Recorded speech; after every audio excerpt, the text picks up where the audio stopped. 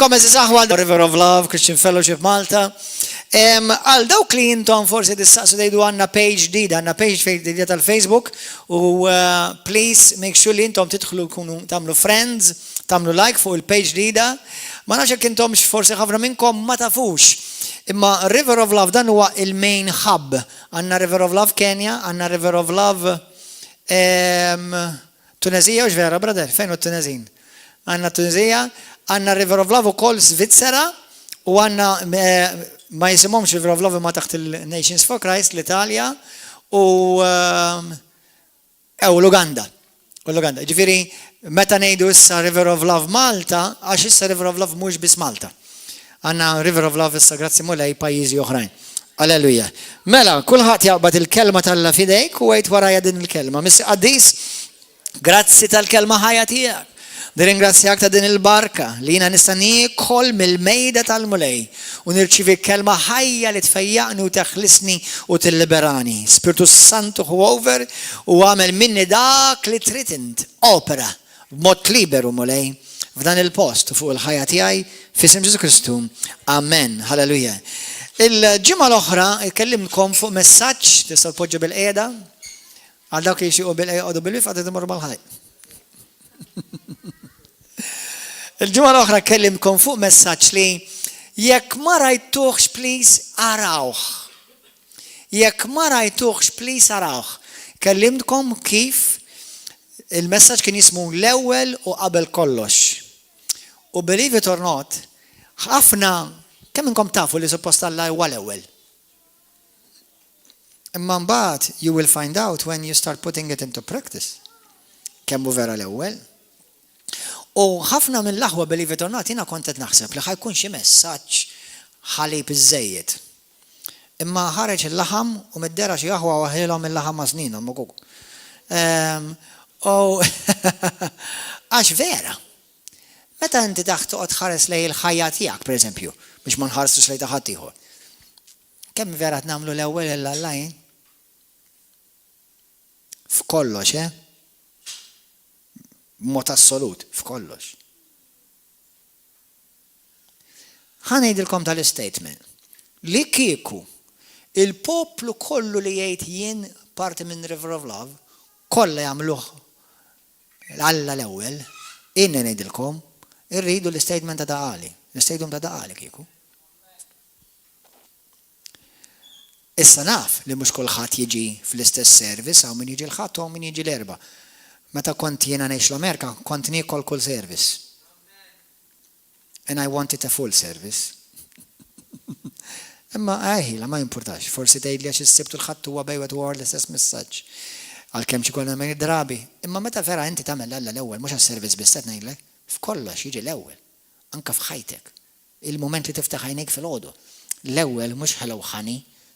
Good morning, Holy Spirit. Jew grazzi Ġesu ta' ġurnata oħra. Daw affarijiet basics. Imma mbagħad morru waraw għax hemm ħafna affarijiet li forsi s-soltu ma nisimgħuhomx u l-mulej poġġihom li biex ngħidu. Illum semmejtilkom il-ġimgħa l-oħra ħanitkellem fuq li Ġesu u l-ewwel. Kważi tgħid illa kemm hu basic mhux ovvja li Ġesu l-ewwel, issa naraw. Hawnhekk ġej il-good news. L-ewwel ġej l-għadma mbagħad ġejja ċ-ċirasa. Amen. Halleluja. Morru fil-ktib ta' Kolossin. Grazzi Spiritu Qaddis tal-kelma tiegħek. Kolossin kapitlu 1 vers 15. Ġesu huwa l-ewwel. Fil-Bibja Alla għandu ħafna ismijiet. Illum il-programm tal-lum. Il-programm tal-lum huwa amalgamat ukoll ma' dottrina u teoloġija li jekk tidħol fiha rrid kors sħiħ mhux sija jew 3 kwarti. Imma apparti Alla jismu Jahwe, jew kella Judhej, Vavhej bil-ludi, jienu l-isem tal-Alla propja huwa jienu bil-Malti. X'ismu Alla jienu. I am that I am. Għanna smiet Adonai, El Shaddai, Eloheinu, ħafna ismijiet sbieħ, ruxmata. El-Eljon, El-Rohi, Yahweh Tikkenu, Yahweh Jire or Ġajra or Ġehova Ġajra. Kalma Ġehova tibbadarjani ħarira zaħira jien personali għax essaċ minix taqsamx knisja fuqata. Sewa, ma essaċ il-kelma Ġehova kull rispett bimħabba lejt tal-Jehovah's Witnesses ħafna drabi jekk tgħid in-nies Ġehova jaħsbuk tal-Jehovah's Witnesses u minix Jehovah's Witnesses. U apparti minn hekk essaċ ma jismu Ġehova, imkien, jismu Jahwe. Imma meta qalbu l-isem Jahwe peress li hija konsonanti biss, allura poġġew il-vowels in between u bejwet u ieħor jinstema' qisu Ġehova. Imma Jahwe ma tistax taqra għax erbajt tri lut li by the way dawk l-erbajt taf xi tfisser? Hand behold, nail behold. Mbagħad nagħmilkom preaching fuq l-ismijiet tal-Alla li kollha huma mwettqa fi Kristu. Infatti, sira fil-Kristu u sir taf kollox. U sir dak kollu għandek bżonn. Għax fih il-qofol kollu jinsab, il-qofol ta' divinità kollu fih. Imma ħanaralkom dan il-vers, vers 15. Ġesu huwa iġbija ta' Alla li ma jidirx. Ġifieri Ġesu huwa Alla Ġesu huwa Alla li jidher tal-Alla li ma jidirx. Ġesu huwa l-Alla li jidher li ma jidirx. Ta' Alla li ma jidirx. U Ġesu huwa ġbija ta' Alla li ma jidirx. Il-kbir fost il-ħleqa kollha, issa l-kbir tfisser the first, ġifieri. The first, il-kbir fost il-ħleqa kollha. Għax fih kien maħluq kollox fis-sema u fl-art, dak kollu li jidher u dak kollu li ma jidirx. Troni u ħakmiet, prinċipati u setat, kollox bih u kollox għalih kien maħluq. U li hu qabel kollox u kollox fih qiegħed iżomm. Għalhekk l-iskrittura tgħidlek fil-ktieb tal-Atti tal-Apostli 17 tgħidlek li aħna fih ngħixu, fih neżistu u fih nieħdu n-nifs tagħna. Halleluja. Għalissa ħanitkellem fuq Ġesu. Issa, number 1.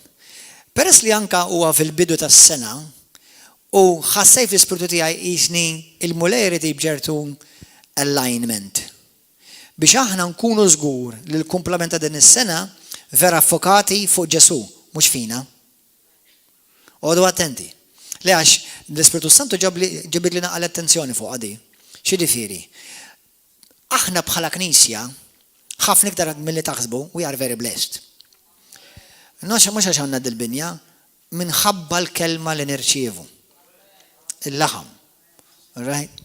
Allura, peress li aħna tant ingawdu minn rikkezzi ta' kelma, minn rikkezzi ta' talim, it is very careful, be careful now, that you make it about you. Not about him. Issa, għat muwa l-intenzjoni that's about you. Għat. Imma xi kultant ċertu Kristjani, anka meta konna ngħix l-Amerika, tant jibdew jitalmu fuq il-weird glorious li għandna li ma jkun toqgħod attent tispiċċa it's about you. Tifhmu xi tfieri? Mhux b'mod intenzjonat, b'mod sottili. B'mod sottili. Bħalma aħna nitalmu li jiena ta' spiss ngħidilkom siru għafu kunu għafu minn intkom fi Kristu, però hemm statement li huwa simili imma jġib fil-focus iktar lil Kristu. Siraf minnu Kristu fik. Xi tfisser? Aħna ta' spiss nisimgħu talim kif għandu jkun minn aħna fi Kristu. Però frażi li hija simili, però ġib il-focus fuq Ġesu minn fuq hekk, siraf minnu Kristu fik. mhux min inti fi Kristu. Allura ċ-ċentralità jiġi Kristu mhux jien. Issa, it-tnejn huma frażijiet tajbin, imma jekk ma toqgħodx attent bħalma ġieli rajt aħwa, mhux Malta biss imma anke barra Malta, li tant niġu ma' affarijiet li jeżistu li ma fil-Bibja huma parti mill-wirt tagħna fi Kristu, li it makes it about us rather than about him. Aħna għandna l-wirt minħabba dak li ħallilna l-wirt, għax kieku m'għandna xejn. Infin dak li ġi aħna ngawdu minnu mħabba fih, mhux mħabba fija, mħabba fina. Issa, naf li b'mod intenzjonat ma nagħmlux hekk, imma minħabba tip ta' rikkezzi ta' kliem li aħna u kelma u tal-im nirċievu, tittoqgħod attent you make it that you're truly making him the center, not you the center. Qed tifhmu b'mod sattili, jista' jkun mingħajr ma taf ta' jsirek, mhux bil-fors apposta. Number one jekk tagħmlu apposta mbagħad qiegħed fid-dadraterija. Sewwa, spiċċajt għamilt Alla ieħor. Amen. Qed tifhmu aħwa, halleluja. Imma number one, Ġesu, meta aħna ngħidu Ġesu huwa l-ewwel, Ġesu mhux l-ewwel għax għandu l-post tal-ewwel, imma Ġesu l-ewwel għax hu number one. Jiġifieri ħanejdilkom nagħmilkom xi skritturi. Llum ħanaraw xi skritturi mill-lat teoloġiku. Pereżempju, Ġesu huwa l-ewwel f'kollox. Taf li f'kollox Ġesu huwa l-ewwel? F'kollox huwa l-ewwel. L-ewwel Korintin kapitlu 2 tgħidilna li aħna għandna moħħ Kristu u l-ħsibijiet tiegħu. Sewwa? X'jiġifieri? Jekk jiena u inti verament għandna moħħ Kristu, moħħok hemm. True this will. Spiritu Santu għajni. Jekk jiena u inti għandna verament moħħ Kristu, mela il-moħħ ta' Kristu huwa moħħi. Issa rħilu dan huwa l-brain, imma moħħ Kristu huwa fl-ispirtu tiegħi. Sistenna tiegħi ħanejdukom ħsieb bombastiku. Jekk inti tgħix verament aware ta' minu Kristu fik, il-ħsibijiet li għaddu minn moħħok tiegħek jew tiegħu?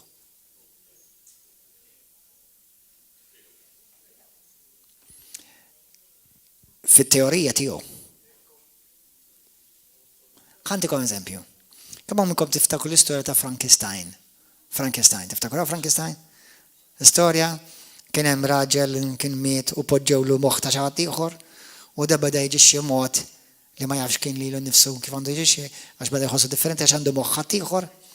Jiena u inti jekk għandna moħħ Kristu, jekk verament ngħixu f'din ir-realtà, jien suppost kull ħsieb li għaddi minn moħħi tiġa għadda minn moħħ Kristu.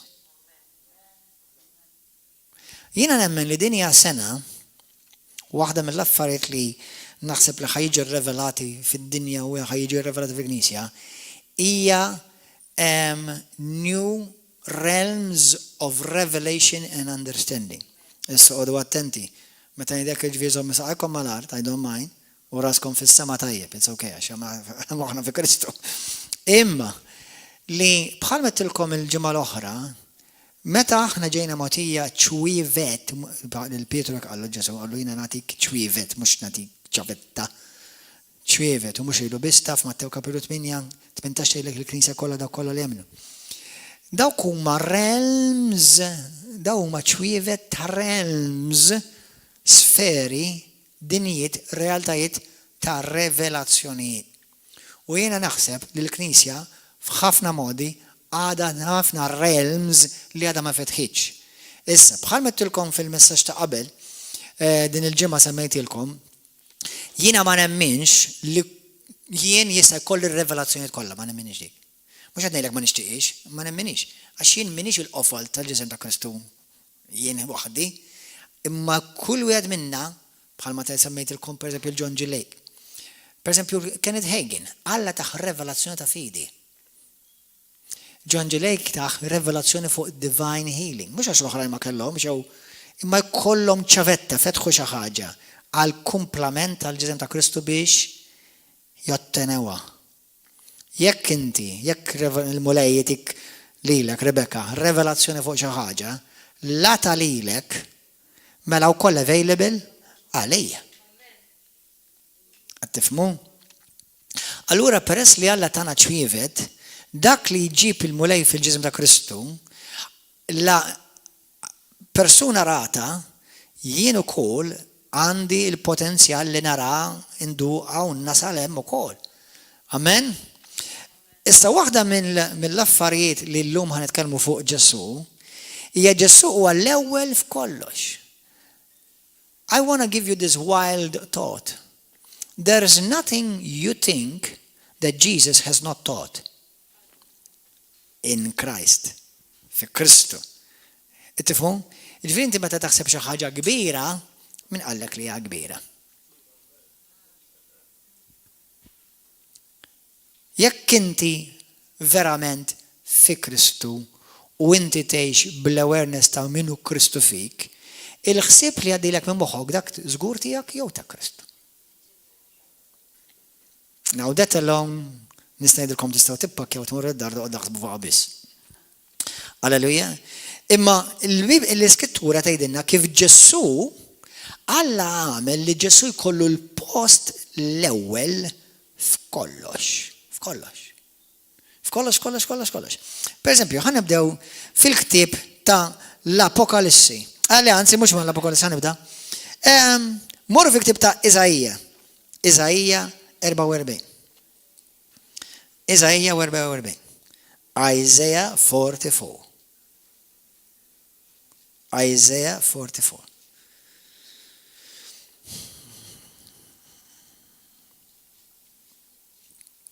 Iżajja 44.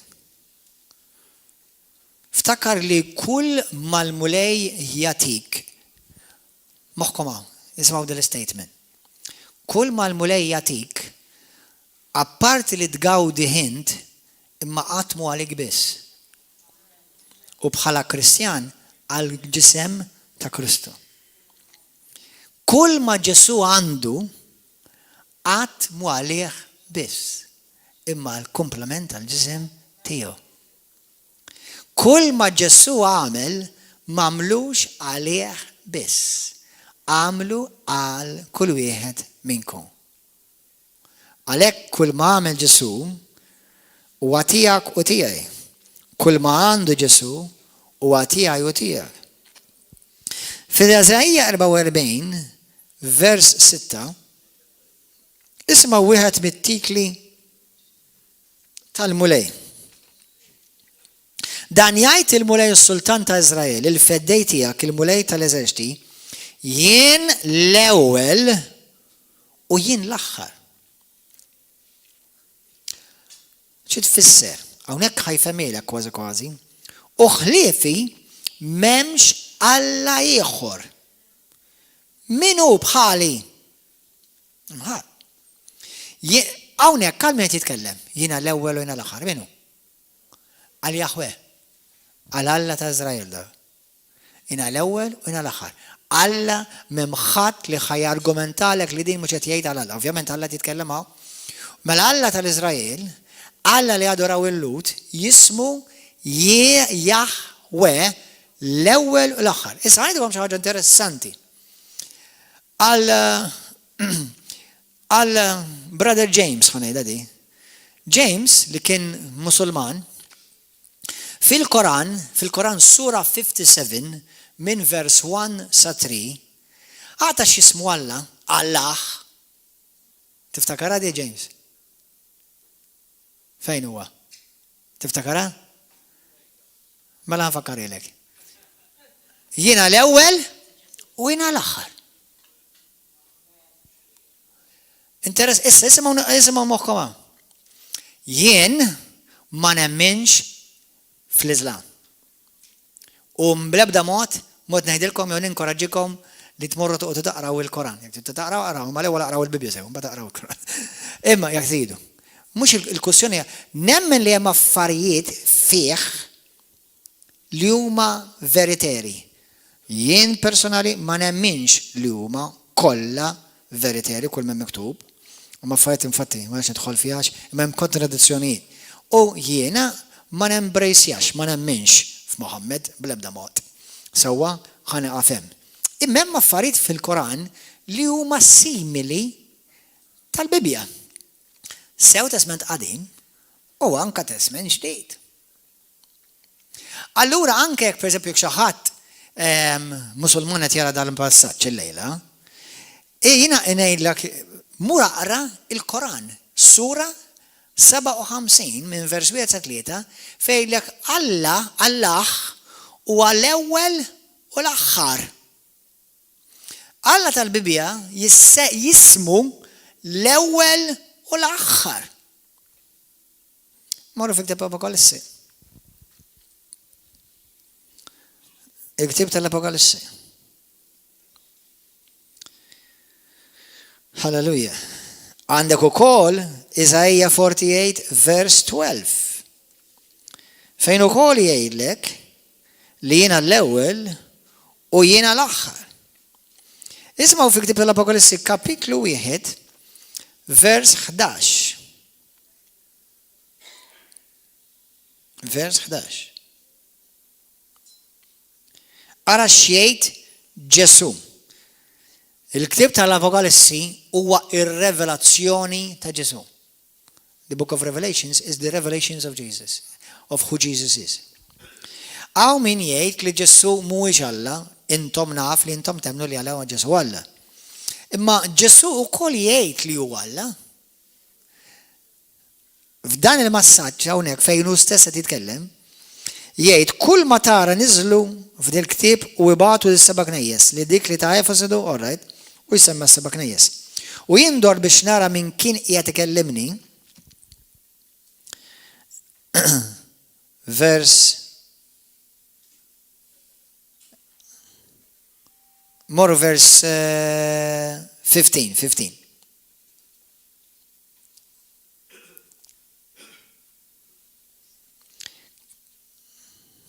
Hawnhekk qed jiddeskrivi id-dera meta derlu Ġesu.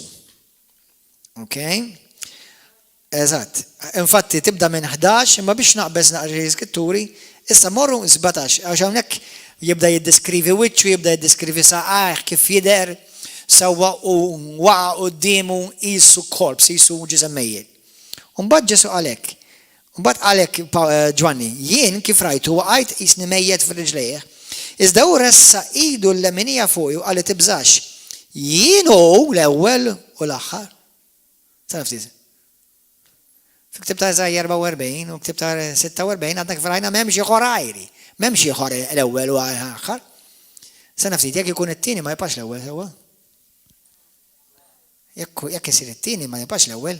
Għalhekk inti fil-ħajja tiegħek jekk inti Kristu mhux l-ewwel u Ġesu ma jridx ikkompeti għall-ewwel post, il-post huwa tiegħu u jekk inti tagħmlu xi post ieħor moħħkom hawn. Jekk jiena u inti impoġġu l-Ġesu f'xi tip ta' post ieħor, twaqqgħu minn ismu stess.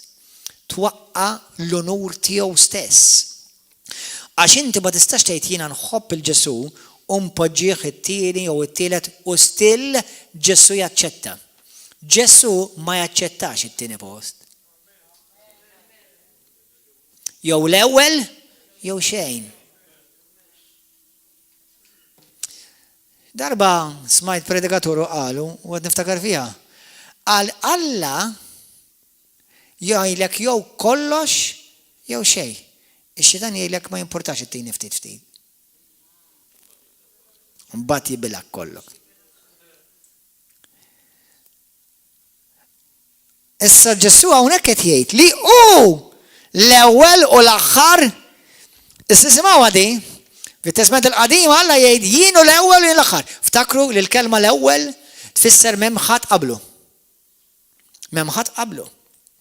U l-kelma l-aħħar xi tfisser?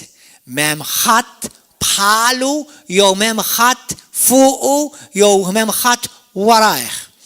Xi ħaġa interessanti għal dawk li intom tħobbu tevanġelizzaw, fil-Ktaab ta' Mattew kapitlu 21 vers 37 hemm parabola fejn Ġesu jgħid li kien hemm li missieru bad bosta għaddejja biex jieħdu ħsieb il-vinjar xejdu l-għaddilja. Tiftakru? U kien hemm il-ħaddiema u qabżu fuq il-għaddej li bagħat il-mallem u qatluh, oħrajn sawtuhom. U mbagħad il-Bibja tgħidlek vers 37 tgħidlek imma fl-aħħar bad il-libnu. Stena ftit aħwa, fit-Testament il-qadim aħna naraw bosta profeti sena wara sena jisfaċċaw profeti ġodda. Iżajja kulħadd jaf bih, Ġeremija, Eżekjel, Mikaja, hemm xmata profeti, marru raw kodba tagħhom u by the way hemm profeti li m'għandhomx kodba li isimhom imma jissemmew fil-kodba. Sena wara sena. Tafu intom li minn Ġesu Kristus issa m'għandux profeta ieħor li ġej minn Alla. Għaxu l-aħħar.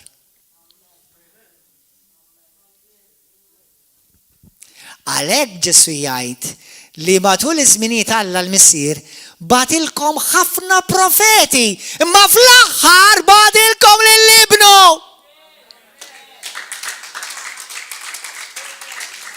U da jġib kwalinkwa reliġjon oħra li jgħidu ġib profeta ieħor wara Ġesu, zero! Tgħid li maħna nemmnu fil-profeti, pastor. Senna ftit zieħbi. Il-profeti, u nemmen li hemm profeti, u sallum il-ġurnata hemm profeti, huma profeti li dejjem jippuntawk lejn Ġesu Kristu u jippritkaw l-istess Vanġelu ta' Ġesu Kristu. Għax fik tibta Galatin kapitlu 1 minn verset 9 Ġesu Alla permezz ta' Pawlu u anke l-Apokalipsi 22 jgħid jekk xi ħadd jixandar Vanġelu differenti minn dak li xandarinkom aħna ikun misħut. Laqqas jekk jidher jiddi u laqqas jekk jidher f'xi xemx fuq rasu jew si serb taħt saqajh. Jekk jivanġelizzaw jġib xi tip ta' vanġelu differenti minn dak li pridkajnilkom aħna li jolli dejjem lil Ġesu għax huwa biss u l-ewwel u qatt iktar m'hemm iktar ħadd ieħor warah għax huwa l-aħħar m'hemm ħadd qablu m'hemm ħadd warah għax huwa jismu Alpha and Omega, A and Z. Halleluja, l-ewwel u l-aħħar. Amen aħwa. Grazzi Ġesu. Ġesu l-aħħar għaliex number 1 u għal-ola. Ma tistax mur iktar ola minn Ġesu. Ma tistax. Infatti ħabib tiegħi evangelist li jivvjaġġa ħafna jagħmel crusades ġewwa evangelistic campaigns, crusades ta' mhux jifhmu jiġġieled bix-xabla jew. Tifhem? Ġewwa l-Afrika. Għal darba minnhom kienet jagħmel kampanja evangelistika fl-apert, għal u f'daqqa waħda ġew xi sħaħar biex jippruvaw jagħmlu incantation saħta fuqu u kif ħareġ jipritka tgħidx kemm ġrew u marru warahom. Marru l-ashers insomma jew security marru warahom u qalulhom ħalluna morru, qalulhom għax intkom għandkom l-Alla, l-Alla ħaj. Ix-xitan jaf tal-li ġesu l-għala Alla. L-unika għala Alla, l-unika l-axħar u l-unika l-ewwel. Qed tifhmu? Jiġifieri Ġesu m'hemm ħadd bħalu fin-natura tiegħu, minnu bħala persuna, minnu bħala Alla, m'hemm ħadd bħalu. M'hemm ħadd warah, m'hemm ħadd tol aktar minnu. U dan l-Alla tal-Iżrael der fit-Testament il-ġdid u għammar fostna. Li għadna kif iċċelebrejna l-Melid. Tibżax jienu l-ewwel u l-aħħar. Issa isma'na, jiena ħaj, jien kont mejjed. X'inti tgħid pastor, Alla miet? Hawnhekk fejn inti bil-fors irid kollok tibbendja moħħok u irid kollok taċċetta it-Trinità. Bil-fors. Għax it-titli kollha li Ġesu jgħid fuq innifsu huma kollha l-istess titli ta' Alla tat-Testament il-Qadim. Qed tifhmu? Se jew hemm żewġ Allat u niġu eretiċi. Jew hemm Alla wieħed imma fit-Testament il-ġdid der għax l-Alla li qatt ma der f'ġisem. U dan l-istess Alla jismu l-ewwel u jismu l-aħħar. Preferija bl-Ingliż the first and the last. Għax meta inti tgħid the first jisu l-ewwel, mhux A first, the first. the first and the last. L-Apokalissi kapitlu 2, marru hemmhekk. Mela jiena kont ħaj, jiena ħaj u kont mejjed, u issa jiena għandi jien ħaj għal dejjem ta' dejjem u għandi jinsabu l-infitaħ tal-mewt u ta' post il-mejtin. Apokalissi kapitlu 2. Halleluja, tilkom li dan messaġġ huwa daqsxejn bit-teoloġija, dottrina teoloġika rigward id-dottrina speċjalment tad-divinità ta' Ġesu. Apokalissi 2 vers 8. Għalhekk issa minn Ġesu li law mawx iktar profeti. Fil-ġisem ta' Kristu jeżistu profeti, wieħed mill-uffiċċji huwa profeta. Imma mawx profeti jiggwidawna għaliex għax issa Alla tal-univers jammar fil-poplu tiegħu stess. M'għandu bżonn profeta biex jiggwidah. Issa l-profeti fit-Testament Ġdid għandhom il-funzjoni tagħhom u għandhom importanza u f'dan il-ġisem ta' Kristu River of Love, profeti u nies li għandhom dilka profetika jeżistu wkoll. Imma mhux ħajkun xi profeta jiġi jgħidilna pereżempju naf xi Vanġelu differenti. Għax issa l-qofol tal-Vanġelu, l-qofol tal-messaġġ tal-Alla wasal. Allura l-profeti tat-Testament il-qadim kienu qed jippuntaw subajhom għall-futur. Il-profeti tat-Testament il-ġdid jippuntawhom subajhom lura, qed jippuntawna lura lejn is-salib. Lejn Kristu. Qed tifhmu, orrajt, jgħidulna fuq dak li għadu dak li ġej, Ġesu Kristu fit-tieni miġġija fit-tieni miġġija. Apokalissi kapitlu 2, vers 8. U din dal-messaġġ ħasajt li għandi nagħmlu magħkom għar-raġuni biex aħna u nibnu din is-sena il-fokus tagħna jkun fuq Kristu. Tgħid li mhux ovvja? Ovvja u mhuwiex. Ovvja u mhuwiex. Sewwa għar-raġuni bħal mettilkom l-ewwel, nistgħu ninqabdu fil-benefiċċji li aħna għandna, nirringrazzjaw l-Alla dak il-benefiċċji, u bħal meta jiena tfal intihom toj. Nieħu pjaċir li qed jilagħbu bit-toj li ngħatajthom. Ma mbagħad jispiċċaw jinsew lid-dedi, għattaw ħin mad-dedi. Għax tant huma manqin mat-toj. Hello, I'm here. Tifhmu? U rridhom jieħdu pjaċir bit-toj, imma ħoj mingħajr ma kellekx toj ta'. U jekk iddejjaqni dak it-toj ħaspiċċa. Amen. Hallelujah. Thank you, Jesus. Mela, vers min jgħid l-anġlu tal-Knisja li hemm fi Smirna jkdbu hekk. Dan jgħidlek dak li hu l-ewwel u l-aħħar li kien mejjed u reġa' ħaj. Ara kif tista' tirrekonċilja f'moħħok li dak li jismu l-ewwel u l-aħħar kien mejjed u ħaj, mela Alla xi darba jmut. Ġesu Kristu li benta l-ħaj, it-tieni, li dik il-matini ddejjaqni, imma it-tieni persuna ta' Trinità, miet. Halleluja. Grazzi Ġesu. Glorja lilek Qaddis. Fil-ktieb tal-profezija Salmi, morru fil-ktieb tas-Salmi, isimgħu din hija skrittura li hemm kunċett ieħor imbagħad, dak li jgħidulu bl-Ingliż the begotten. Xi ħaġa interessanti li ħanorikom issa minn hawn ftit sekondi oħra, aħna l-koll nissejħu wkoll iwlied Alla. Moħħkom hawn. Mhux kull min twilet Malta jissejjaħ wlied Alla. U mhux għax tiġi River of Love tissejjaħ wlied Alla. Trid tkun imwieled minn ġdid biex tissejjaħ wlied Alla. Però meta ngħidu moħħkom hawn xejn differenti. Għax hawnhekk issa fejn jidħlu l-irqaqat. L-irqaqat imma importanti. Jiena u Ġesu l-istess. Imma jiena adottat. Ġesu mhux adottat. Jiġifieri hawnhekk fejn ħanidħol fl-irqaqat teoloġiċi.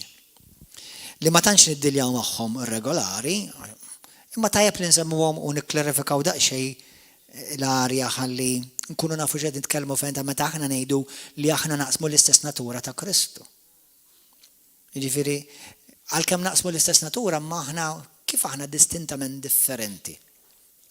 Aħna adottati wlied huwa ħareġ mill-missier jiena u inti kreati u minn dejjem. U l-ewwel. Issa hemm talima li ħantilkom ftit ieħor. din hija ċ-ċirasa. So, fejn l-iskrittura tgħidlek għalkemm huwa l-ewwel, imma wkoll Ġesu għoġbu li lilna għamilna l-ewwel. Infatti, mill-lat teoloġiku, moħħkom hawn, fl-eternità passata, moħħkom hawn, fl-eternità passata, Ġesu minn dejjem kien iben Alla. Minn dejjem. Mhux sar iben Alla, sar bniedem. L-iben Alla sar bniedem mela kien bin Alla, mhux meta ġie fid-dinja, kien diġà bin Alla mill-eternità. Begotten of the Father, dan huwa kliem li anka teologi ta' ġifieri jdumu jomoduh. Imma peress li huwa l-ewwel tas-sena, rid nimpoġġikom kollha fuq l-istess stampa. Meta inti tħares lejn Alla, Ġesu x'qal? Meta tara lili, inti tara l-Missier. Il-Missier u l-Iben kienu minn dejjem bla bidu u kienu kienu jisemmew Missier u Iben. Imma mhux Iben bħal jien u Iben Ġożajja u Mikajas, dawk ħarġu minni u ġew kreati Alla ħalaqhom. Ġesu ħareġ minn Alla imma kien dejjem falla u kien dejjem fil-Iben Alla. L-Iben Alla, Alla l-Iben. Issa daw l-affarijiet idu timmassaġġewna moħħku. Sewwa, id-differenza hija di li jiena u inti aħna nieħdu sem f'natura divina bħala wlied Alla kreati. U vera, għandna l-istess natura. Imma tagħna ġiet mogħtija tiegħu kienet hemm għal dejjem. Tagħna kellna bidu bħala kreazzjoni u minn dejjem. Qed tifhmu? Halleluja. Dan huwa talim għattilkom, huwa teoloġiku. Biex aħna nkunu kollha fuq l-istampa u nkunu żgur li aħna f'dan iż-żmien aħna qed niġu mibdula, qed niġu trasformati, nixbħu lilu u hu ċentru u hu l-ewwel u qabel kollox f'ħajtna. Qed tifhmu aħwa? Halleluja, are you there? Mela Ġesu anke l-Iskrittura pereżempju tgħid fil-ktieb ta' Kolossin kapitlu 1 vers 18 morru mej. Kont ħanorikom fis-Salmi 89 vers 27 fejn titkellem fuq il-profezija fejn Alla jgħid fuq ibnu li huwa the begotten son li jagħmlu sultan. Imma se jmur fil-ktieb ta' Kolossin wieħed għedtilkom? Ejja. Vers 18. Are you okay, boys and girls? This is a bit too meaty to chew. It may be a bit meaty, però importanti. U r-ras tal-ġisem li hu l-Knisja u li hu l-bidu il-kbir li qam mill-inwiet. Jon kella l-ewwel wieħed li qam mill-inwiet. Sabiex ikun hu l-ewwel f'kollox. U hekk Alla oġbu li tammar fih il-milja kollha tad-divinità biex Alla oġbu jerġa' jħabbeb kollox miegħu nifsu. Ġesu għandu l-ewwel post kollox. Huwa jissejjaħ bin Alla.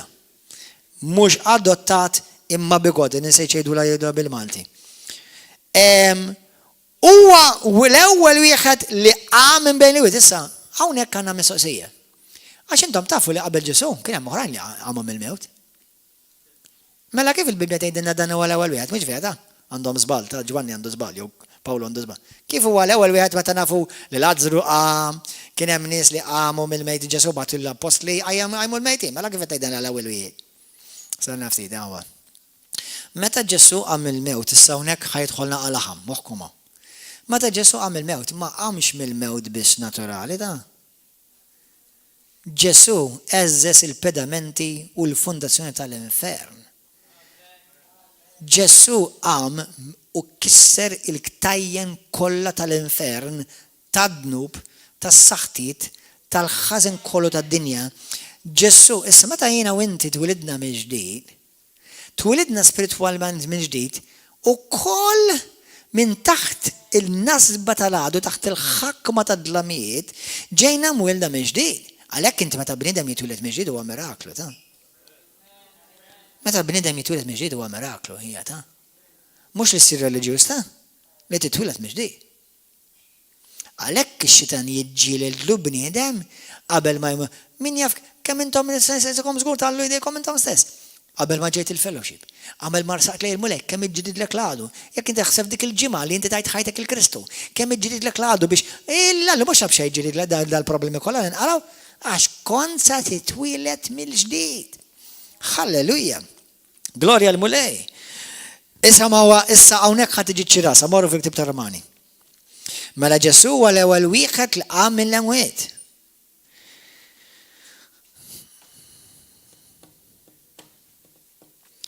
Ara xtejt issa Romani, ara xoġbu Ġesu jagħmel.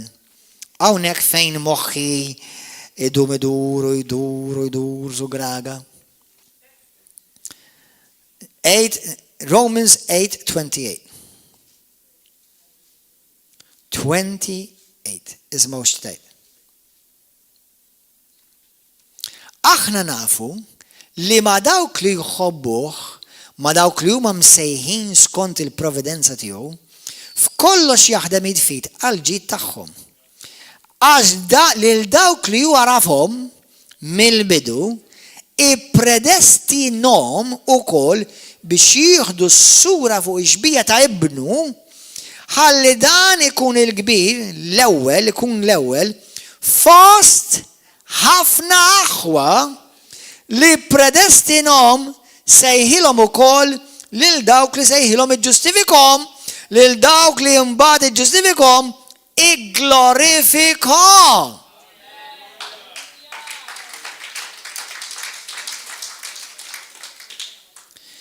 Ġesu, l-Iskrittura tgħidlek aħna kemm intom temnu li intom imqajma ma' Kristu Ġesu.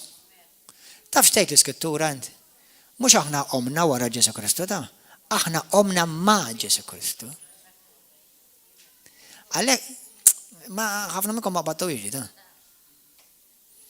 Inti mhux pereżempju Ġesu qam u mbagħad kien hemm Gordon it-tieni wieħed.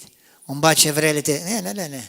Aħna l-Iskrittura tgħidlek aħna l-koll qomna miegħu. Iġifieri isma' fis-salt natalla fil-ġenna qabel ma Ġesu ġie kien l-unika wieħed li jissejjaħ l-ewwel first. Però taf li issa hemm poplu sħiħ li jissejjaħ first.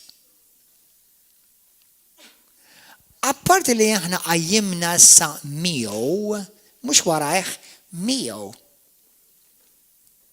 Imma tgħid li ma jena ma kontx ħajja fejn se nilu. F'moħħu minn punto di vista tal-eternità għal Alla int qomt miegħu. Mhux warajh ta' miegħu. Kif hu tilha mill-qabar int kont tilha mill-qabar miegħu.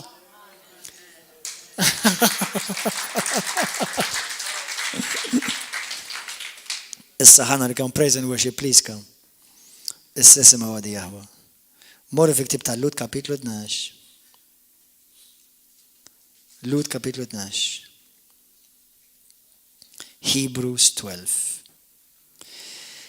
Jekk aħna ma narfux l-importanza li Ġesu huwa l-ewwel f'kollox u li hu jokkupa l-ewwel post fil-ħajja tagħna, ismgħu nisew.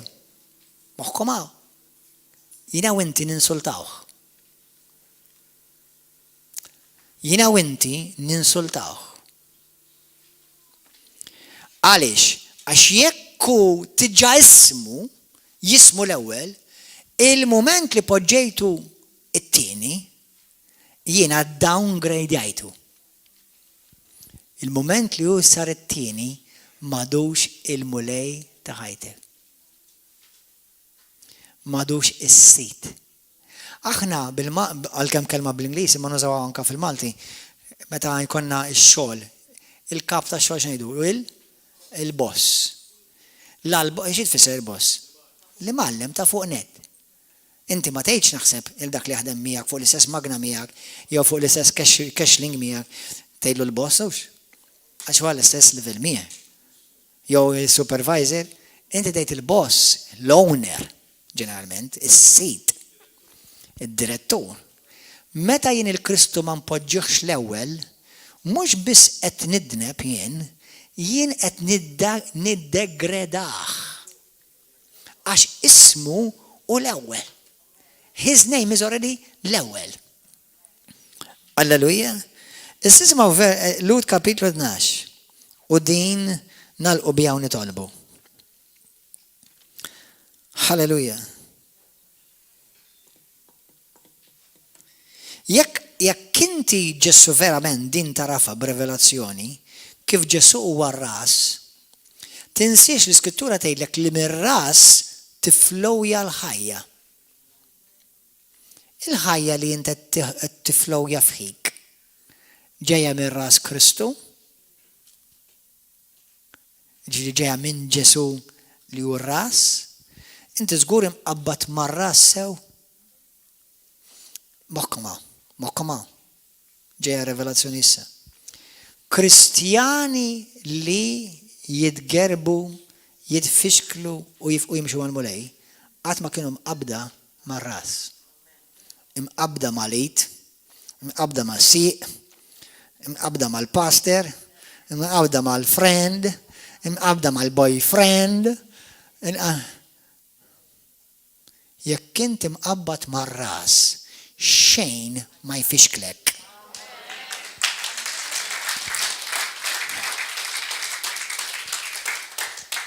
Halleluja.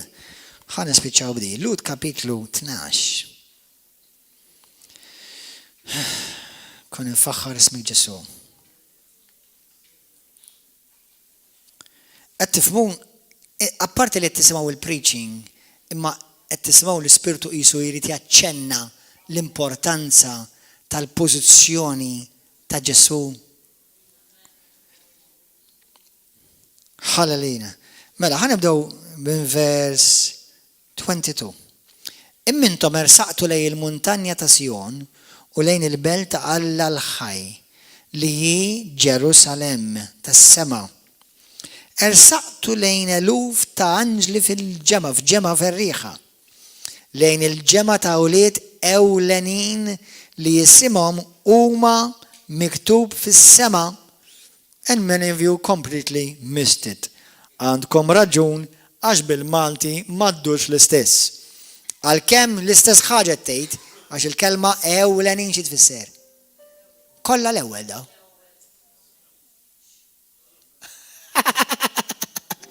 Ħanaqraħilkom bil-New King James, isimgħu. To the General Assembly. General Assembly. Straighten up. Put your shoulders back.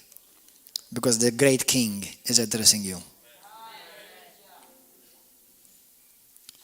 And the church of the firstborn who are registered in heaven. Xini, għaddi mux għadna bada pastor, da? ħanajlek uqod. ħanaqralkom dil-verżjoni, God's Word Translation jisma. John Mark joħob jużaħħadi. And to the assembly, lisimawa, of God's firstborn children. L-assembleja, il-ġema, ta' ulied kollha mwilda l-ewwel.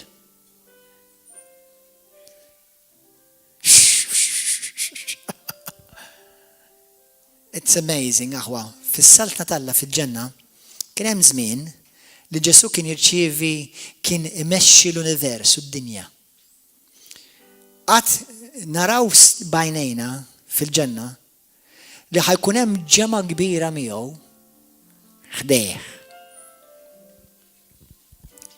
Li bl-istess il-biss tiegħu, bl-istess natura tiegħu u kollha flimkien miegħu jirrenjaw fuq il-kreazzjoni u l-univers kollu.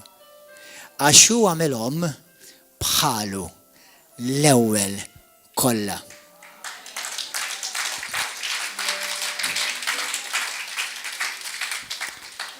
Isimhom huma kollha miktub fis-sema.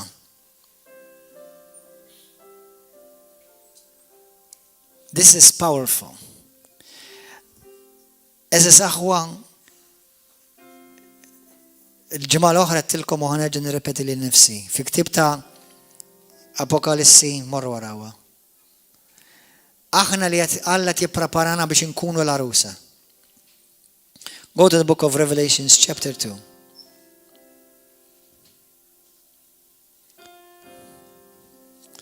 Verse 4. Imma kontra tiegħek għandi li jint ħallejt dik li mħabba li kontu rejt fil-bidu. Ħanaqraħilkom bl-Ingliż.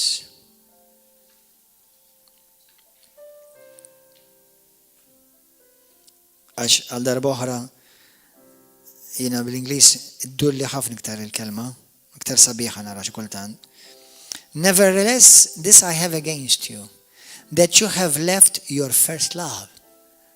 Aħwa, Ġesu huwa l-ewwel ismu jissejjaħ the first love. His name is the first, and he is the first love. Jekk Ġesu isimgħuni moħħkom hawn. Jekk tiġattilkom din id-darba l-oħra ma ħana ġenerepeti għal min ma semaħħix jew ma qabadix jew ma iftakarix. Jekk Ġesu mhux l-ewwel imħabba tiegħek, inti l-Ġesu għadek ma tqajx miegħu. He wants to be your, not number one, the one you love first. Your first love. Your first love. Pero Ġesu tant verament mhux selfish. Għax meta inti tagħmlu your first love, he said, I love you first. Hallelujah. Grazie Ġesu. Għalhekk jgħidilna l-Iskrittura aħna nħobbuh għax hu ħabbna first l-ewwel. Illejla blajna tal-mulej provajt ngħidilkom inġibkom daqsxejn iktar fil-focus biex il-focus tagħna jkun fuq l-importanza ta' kemm huwa l-ewwel f'kollox f'ħajjitna. Aħna id-dexma mhux aħna l-Bibja sejħilha l-ewwel frott. Taf li Ġesu jissejjaħ l-ewwel frott? Għalhekk huwa l-ewwel f'kollox. Ġesu huwa l-ewwel f'kollox. U Ġesu mhux l-ewwel f'kollox għax jiena poġġejtu hemm, għax hekk hu l-ewwel f'kollox. Anzi pjuttost u diġà qiegħed l-ewwel. Huwa jirrikjedi minnek li tneħħih milli jkun l-ewwel. U jekk tneħħih milli jkun l-ewwel, xi ħadd ieħor ikun l-ewwel. U minnu dak xi ħadd ieħor jitfalek ruħek fl-infern. Ejn nitolbu flimkien. Dak kollu li wara għamlu għalik u għalija. Għaxu, bħalma jgħidilna fi ktieb ta' Filippin. U prefera lilek fuqu. Prefera lili u lilek il-Knisja tiegħu fuqu.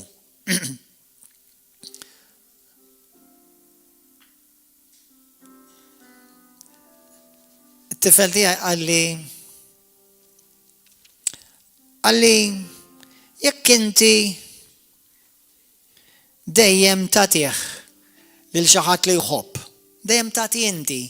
Mbagħad inti kif ħadd ma tħossokx ħażin kif jekk ma tagħtix inti lilek innifsek. Jisi fis-saltna tal-Alla għamel l-affarijiet li kieku joperaw kif suppost joperaw. Meta inti dejjem tagħti, inti qatt min tagħti tispiċċa b'xejn. Number one, min jagħti huwa aktar imbirek milli jirċievi l-Bibja ngħidlek. Imma fis-saltna tal-Alla inti tagħti u ħadd ieħor jagħti lilek. Allura inti qatt ma tħossok that you are being robbed. Qed tifhmu, issa f'ma Ġesu, inti tgħid imma ħa nagħtih kollox il-Ġesu. Se naftit hija, Ġesu tiġaġaħ kollox hu l-ewwel ħaġa, hu l-ewwel li ta' kollox. Inti all you're doing is reciprocating, ta'. Inti qed tirreċiproka Biss dak li jagħmelu. You're not the initiator, you are the responder. He is the initiator. U tiġa għamlek l-ewwel, issa sta għalik u lija li jiena vera, f'ħajti vera.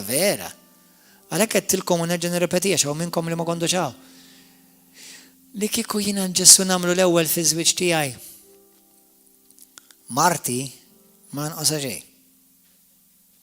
Kieku inti tagħmlu l-ewwel dejjem fi żwieġ tiegħek il-mulej, żewġek ma nqosha xejn. Iż-żwieġ jirnexxi bil-fors. Ir-relazzjonijiet fi Kristu fil-Knisja jirnexxu bil-fors.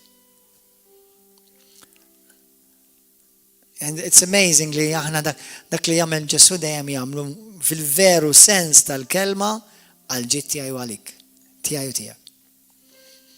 Lejla jekk inti qed tgħidli pastor, lejla nixtieq nagħmel il-Ġesu eżattament fejn jixxaqlu l-ewwel f'ħajti. Qabel ix-xogħol, qabel il-karriera, qabel il-familja.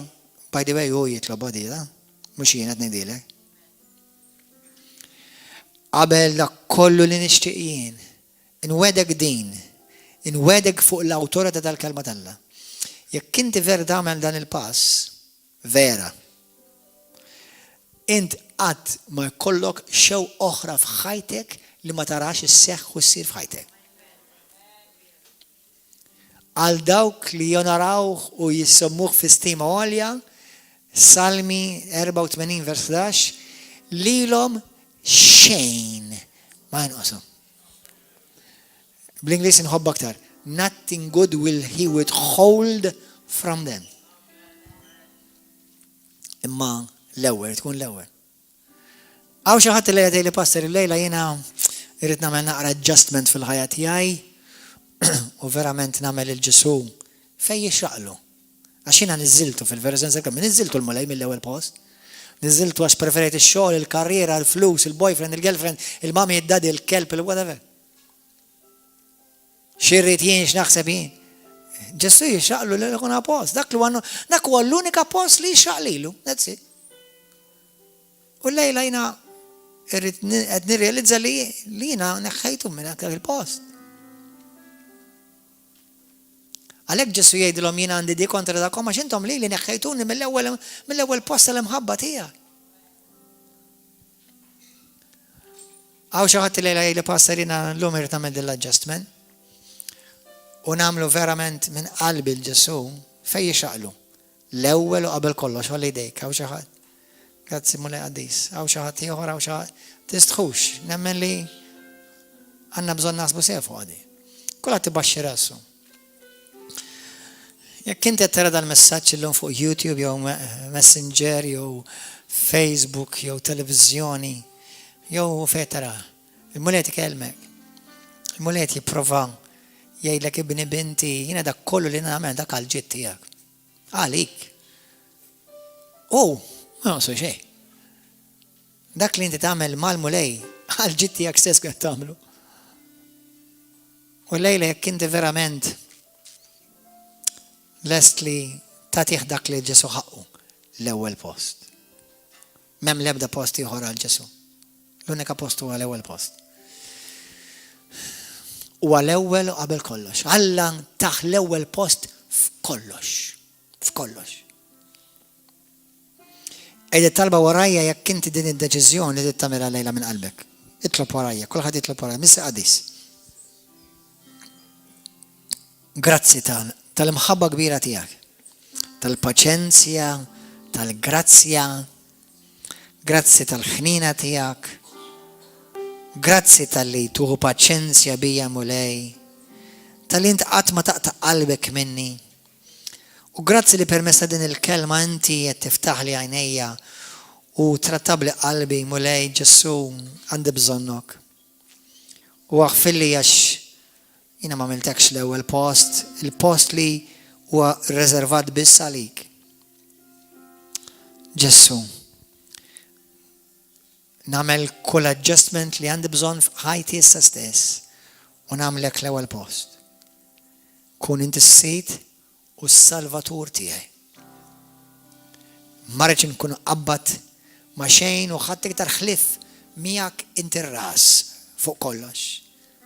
Inti għandek il-preeminenza ta' kollox fuq kollox.